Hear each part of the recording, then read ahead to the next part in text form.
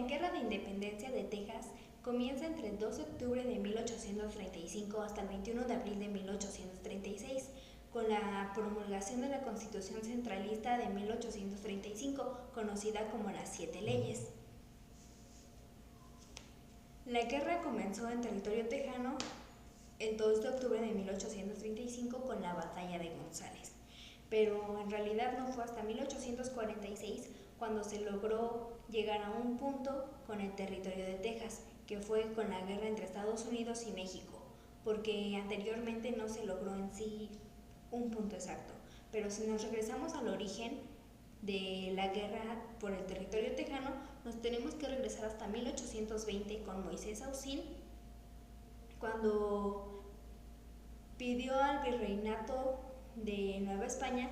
un permiso para poder entrar al territorio tejano y colonizar, el cual le fue otorgado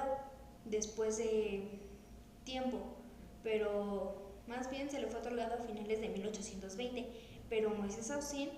en junio del año siguiente murió, por lo que su permiso le fue heredado a su hijo Esteban Austin. Cuando Esteban Austin tenía ya el permiso para poder colonizar el territorio tejano, se dirigió hacia el territorio mexicano por mar y tierra para así cumplir con el fin con el que había comenzado su padre. Pero los mexicanos no aceptaron el poder que se le había otorgado por el virreinato español. Entonces Moisés Austin trató de hacer labor en México para que le fuera respetado ese poder que se le había otorgado, pero lo único que logró fue que se le acusara de querer colonizar sin los permisos. Entonces fue detenido durante año y medio, pero después de ese año y medio en el que no se le comprobó que él había tenido lugar en esos atentados,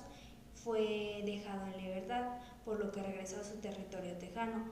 y pidió ayuda a Samuel Houston. Samuel Houston le propuso que pusiera dos políticas. Una política consistía en convencer a los tejanos de que podían estar mejor si se unían a territorio estadounidense, porque en realidad mucho antes se quería meter a varios estadounidenses en territorio tejano, porque así se esperaba tener un mejor desarrollo en el país. Se pensaba que teniendo más estadounidenses de ese lado se podía desarrollar más, por lo que gran parte de la población de Texas eran estadounidenses y entre algunos esclavos. En México se quería abolir la esclavitud, pero bueno, la siguiente política era la diplomática. Diplomática era ganar territorio ante la ley, que todo fuera legal y con un buen paso. Pero cuando esas dos diplomáticas fueron negadas, fue cuando Samuel Houston y Austin llegaron al punto en el que querían reunir un ejército para atacar a territorio mexicano, pero Santa Anna se enteró de que querían atacar, por lo que Santa Anna tampoco se quedó quieto, sino que también formó su ejército con ayuda de otros personajes. Cuando Austin se enteró de que Santa Anna le ganaba en número, trató de llevar a los mexicanos a un territorio poco favorable para ellos, pero como Santa Anna sabía que les ganaban más en número, se confió, por lo que bajó la guardia y esa misma noche Austin los atacó asesinando a varios mexicanos y formando una masacre, en donde se llevaron como prisionero a Santa Anna.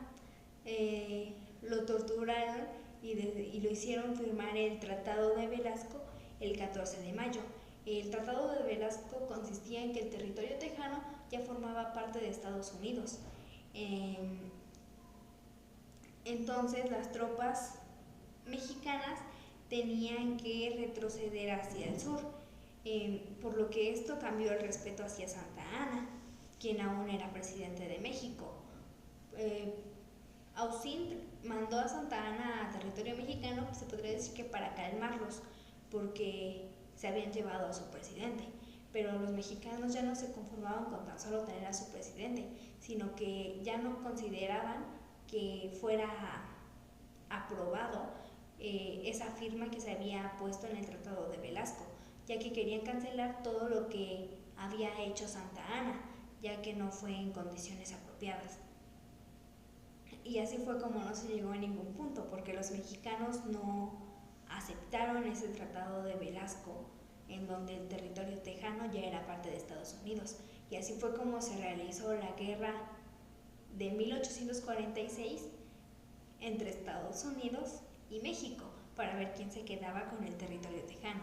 Y bueno, eso es a grandes rasgos lo que fue la independencia